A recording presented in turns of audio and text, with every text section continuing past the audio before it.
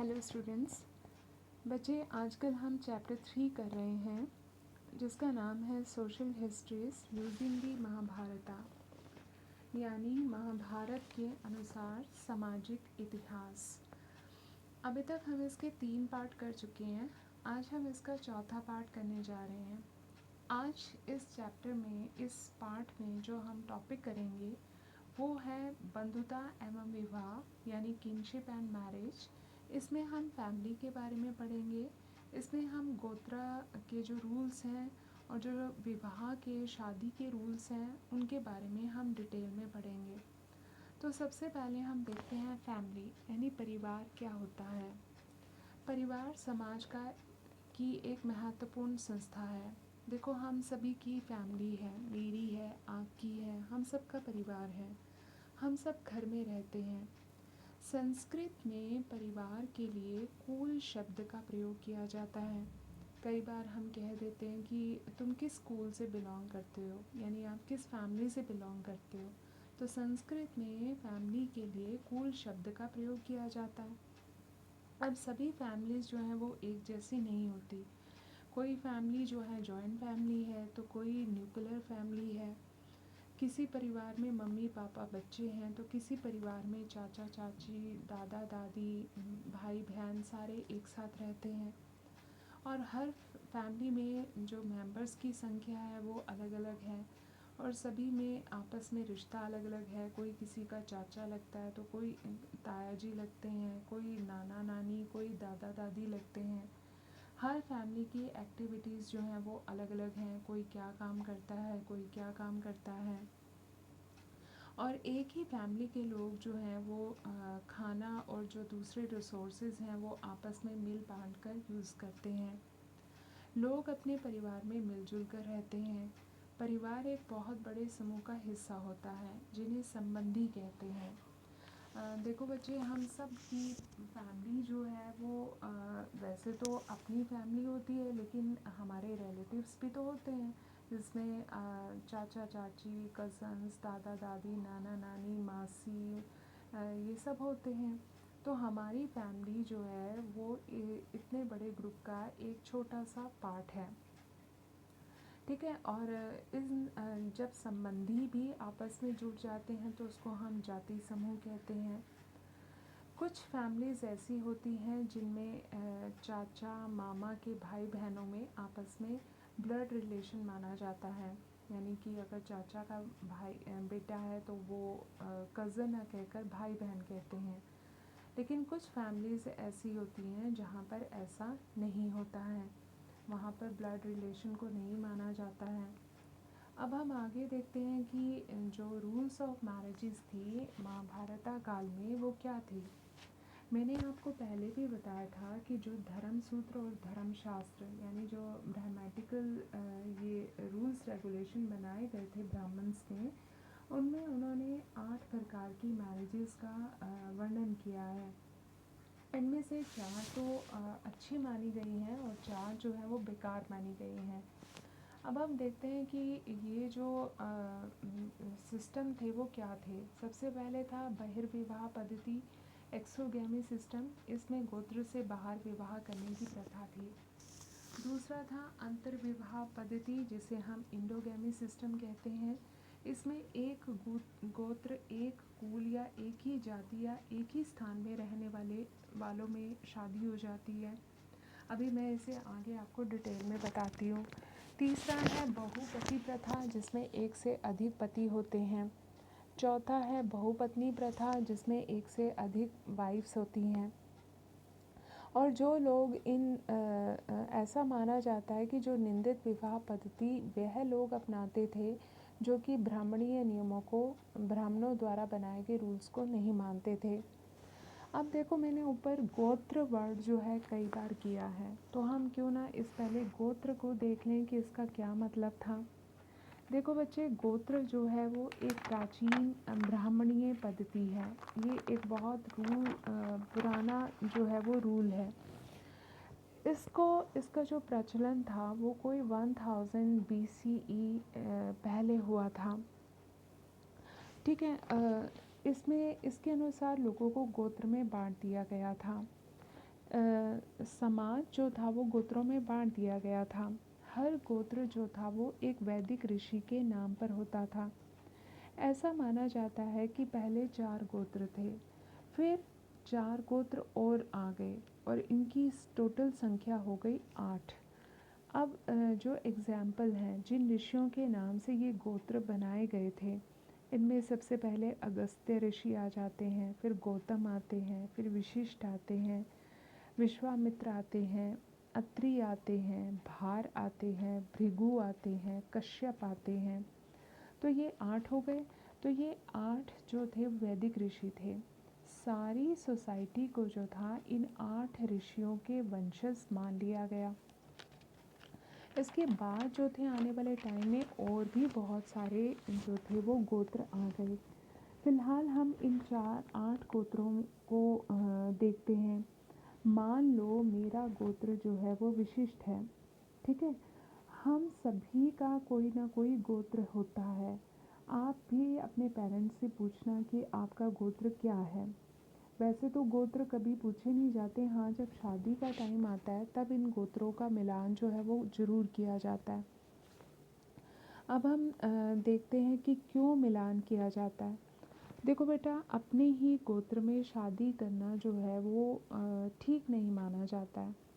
ऐसा माना जाता है कि स्पेशली इंडिया के जो विलेजेस हैं, गांव में, तो इस रूल को बहुत सख्ती से माना जाता है कि अगर एक गोत्र में यानी उसी गांव में लड़की का या लड़के का विवाह हो जाता है तो वो ये माना जाता है कि भाई बहन का विवाह हो गया, तो इसको अच्छा नहीं माना जाता है। तो इसलिए जब शादी होती है तो ये गोत्रों का मिलान किया जाता है कि अगर आपका गोत्र एक ही है लड़के लड़की का तो वो भाई बहन माने जाते हैं, उनकी आपस में शादी नहीं हो सकती है। अब गोत्र के क्या नियम थे? गोत्र का पहले ही नियम था कि लड़की का विवाह जो था, फादर का ये ड्यूटी बनती थी कि उसका अपने गोत्र से बाहर शादी कर दी जाती थी और विवाह के बाद स्त्री को अपने पति के गोत्र को छोड़कर पिता के गोत्र को छोड़कर पति के गोत्र को अपनाना होता था।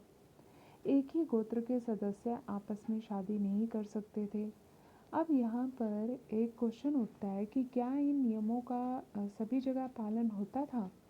देखो बेटा, ये क्वेश्चन काफ़ी ज़्यादा इम्पॉर्टेंट है और बोर्ड में ये आपका 2 साल पहले क्वेश्चन आया भी है कि क्या इन रूल्स रेगुलेशन को सभी लोग फॉलो करते थे? तो आपका जवाब आएगा नहीं। इसको जो था एक जैसे फॉलो नहीं किया जाता था। अब हम इसके एग्जाम्पल देखेंगे कि कैसे पता चलता है कि फॉलो नहीं किया जाता था। तो सातवाहन शासकों के जो अभिलेख हैं उनको जिन हिस्टोरियंस ने स्टडी किया है उन्होंने ये प्रूव किया है कि ये जो रूलर्स थे, ये जो शासक थे, वो ब्राह्मणीय व्यवस्था को नहीं मानते थे। इसके कुछ एविडेंस हैं। जैसे कुछ सातवाहन राजाओं ने बहुपत्नी प्रथा को अपनाया, ठीक है, पोलीगैमी सिस्टम को अपनाया, यानी बहुत सारी शादियाँ उन्होंने की। और इन राजाओं की जो वाइफ्स थी उन्होंने विवाह के बाद अपने पिता के गोत्र को ही अपनाया था, जबकि रूल क्या कह रहा है कि शादी के बाद लड़की का गोत्र बदल जाएगा, पिता के गोत्र के स्थान पर उसके हस्बैंड का गोत्र लगेगा। लेकिन सातवाहन रानियों ने विवाह के बाद भी अपने पिता के गोत्र को ही अपनाया। इसके अलावा इन इतिहासकारों ने सातवाहन राजाओं से विवाह करने वाली उनकी जो वाइफ्स थी उनके नामों का विश्लेषण किया और पता चला कि उनके नाम गौतम और विशिष्ट गोत्रों से आए थे, यानी उनके पिता का गोत्र भी वही था और पति का गोत्र भी वही था। और उन्होंने अपने पिता के अगर गोत्र डिफरेंट भी था तो उन्होंने अपने पिता के गोत्र को ही अपनाए रखा और पति के गोत्र को नहीं अपनाया। जबकि रूल क्या बना हुआ है कि लड़की अपनी शादी के बाद अपने पिता के गोत्र को छोड़ देगी और पति के गोत्र को अपना लेगी। लेकिन सातवाहन रानियों ने अपने पिता के गोत्र को ही अपनाया बजाय कि अपने पति के गोत्र के। और कुछ रानियां एक ही गोत्र की थी जो कि बहिर्विवाह पद्धति के विरुद्ध था, यानी राजा और रानी दोनों ही एक गोत्र से बिलोंग कर रही थी। दक्षिण भारत के कुछ समुदायों ने अंतर विवाह पद्धति को अपनाया, क्योंकि सातवाहन शासकों ने साउथ इंडिया में जो था वो रूल किया था। तो इससे ये पता चलता है कि साउथ इंडिया में तो ये रिवाज था। वहाँ पर बहुत सारी ऐसी सोसाइटीज़ थी जिन्होंने इंडोगैमी सिस्टम को अपनाया था, यानी अपने ही गोत्र में शादी करने की व्यवस्था को अपनाया था। तो इससे पता चलता है कि साउथ इंडिया में जो था ऐसी शादियों को ठीक माना जाता था जहाँ जहाँ चचेरे ममेरे मतलब भाइयों में शादियाँ हो जाती थी। ऐसा देखो मुस्लिम्स में भी होता है कि कज़न्स के बीच में, यानी चाचा चाची के बेटे के बीच में, यानी चाचा के बेटे या मामा के बेटा या बेटी के साथ शादियां हो जाती हैं, और कुछ सोसाइटीज़ में इसको ठीक नहीं माना जाता है। तो इससे हमें क्या पता चला? इससे हमें ये पता चला कि जो ब्राह्मणों ने जो रूल्स बनाए थे सभी लोग उनको फॉलो नहीं कर रहे थे। इसके बाद अब हम देखते हैं कि लैंगिक असमानता यानी जेंडर इनइक्वालिटी कैसी थी। आरंभिक समाज जो थे वो पुरुष प्रधान थे, यानी मैन डोमिनेटिंग सोसाइटीज़ थी, जहाँ पर पितृवंशिकता परंपरा को अपनाया जाता था, यानी फैमिली का नाम फादर के नाम से चलता था। इसी कारण सभी परिवारों में पुत्रों को बहुत ज़्यादा इम्पोर्टेंस दी जाती थी, क्योंकि वो वंश परंपरा को आगे बढ़ाने वाले थे। और इस व्यवस्था में पुत्रियों को अलग तरीके से देखा जाता था।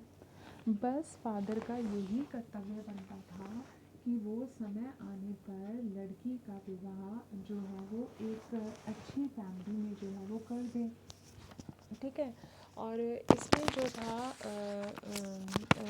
और फादर की जो प्रॉपर्टी होती थी उसके ऊपर जो था लड़की का कोई भी अधिकार नहीं होता था।